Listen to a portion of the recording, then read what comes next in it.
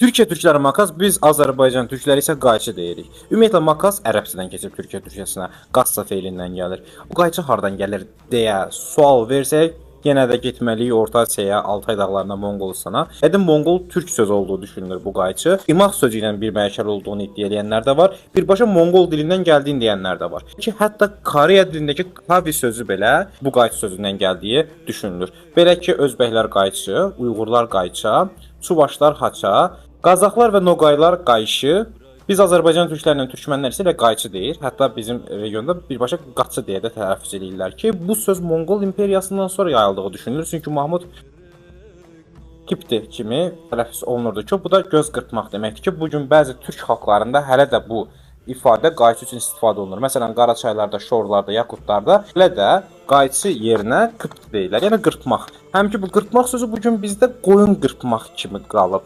Yəni əslində qırpmaqdır, qayçıda hamısı istifadə olunur. Anadolunun bəzi yerlərində isə birbaşa sındı deyirlər ki, sındı da yəni sındırmaqdan gəlir böyük ehtimalla. Yəni bir qayçı ilə biz demək olar ki, bütün Avrasiyanı gəzdik. Amma burada bir dənə detal söyləmək istəyirəm. Bayaq söylədim qırptı sözü. Qırptı sözü bir növ kəsməkdir, yəni qırpmaq.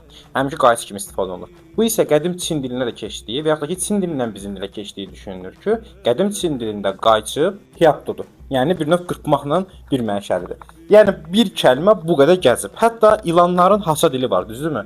Həm ki haça dil də qayçı ilə bir mənşədən gəldiyi düşünülür. Çünki Çuvaşlar onsuz da qayçıya haça deyir. Yəni iki dilli. Bir növ qayçıya bənzəyir deyə o qayçı ilə haça bir mənşədən gələ bilər.